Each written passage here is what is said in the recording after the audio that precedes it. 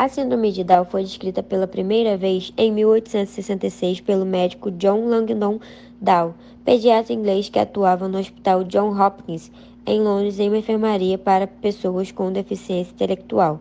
Mais tarde, o médico inglês e outros colaboradores descobriram que a causa dessa condição era genética, já que até o momento os livros indicavam apenas as características da síndrome, mas não a causa. A síndrome de Down acomete indivíduos ainda no útero materno. Os indivíduos com essa síndrome possuem 3 cromossomos 21 em todas ou na maioria das células. Por isso também é conhecida como a trissomia do cromossomo 21. Ela é causada por um excesso de material cromossômico. A condição é caracterizada por algumas semelhanças nesses indivíduos, como a aparência, mas é importante lembrar que mesmo com essas similaridades, cada pessoa é única e apresenta personalidades e características diferentes dos demais. Os seres humanos têm normalmente 46 cromossomos em cada uma das células de seu organismo. Esses cromossomos são recebidos pelas células embrionárias dos pais no momento da fecundação. 23 vêm dos espermatozoides fornecidos pelo pai e os outros 23 vêm contidos no óvulo da mãe. Juntos, eles formam o ovo ou zigoto, a primeira célula de qualquer organismo. Essa célula, então, começa a se dividir, formando um novo organismo. Isso quer dizer que a cada nova célula é, em teoria, uma cópia idêntica da primeira. Os cromossomos carregam milhares de genes que determinam todas as nossas características. Desses cromossomos, 44 são denominados regulares e formam pares, de 1 a 22. Os outros dois constituem o par de cromossomos sexuais, chamados XX no caso das meninas e XY no caso dos meninos. O óvulo feminino ou espermatozoide masculino apresentam 24 cromossomos no lugar de 23, ou seja, um cromossomo a mais. Ao se unirem aos 23 da outra célula embrionária, somam 47. Esse cromossomo extra aparece no par número 21. A síndrome é a ocorrência genética mais comum que existe, segundo o livro Saga, Soluções Educacionais Integradas.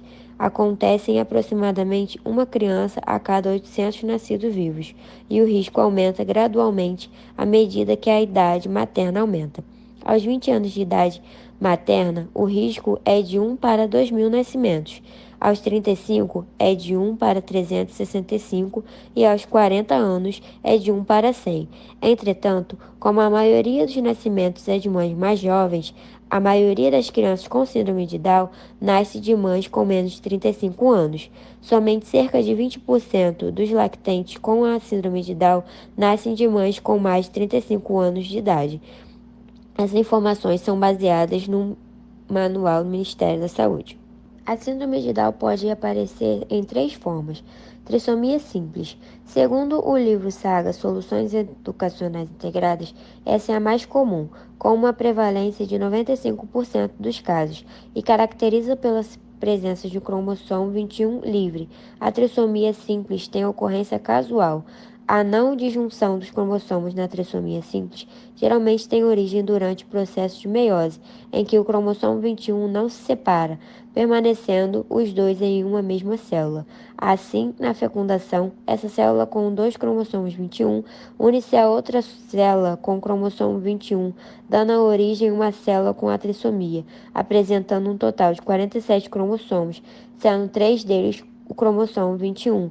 Essa característica acaba sendo transmitida por mitose para as demais células embrionárias. Translocação apresenta uma prevalência menor que a trissomia simples, ocorrendo em cerca de 3 a 4% dos casos, segundo o livro Saga.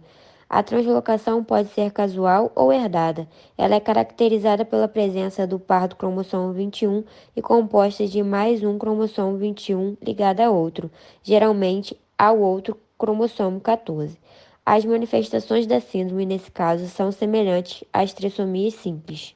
Mosaico. Segundo o livro Saga, essa é a forma mais rara, ocorrendo em apenas cerca de 1 a 2% dos casos, e também apresenta ocorrência casual. Nesse caso, as gametas apresentam 23 cromossomos e dão origem a uma célula com 46 cromossomos.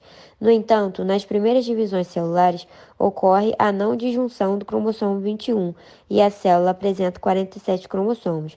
Com base nisso, essa característica passa a ser transmitida às demais células. Assim, o indivíduo apresentará células com 46 e 47 cromossomos. Em resposta ao objetivo do estudo de conhecer a percepção do estudante de enfermagem diante a pessoa com síndrome de Down, foram identificadas as seguintes ideias centrais: orientação, assistência integral, conhecimento da síndrome, acolhimento, e não tem um conhecimento sobre a síndrome e o papel do enfermeiro.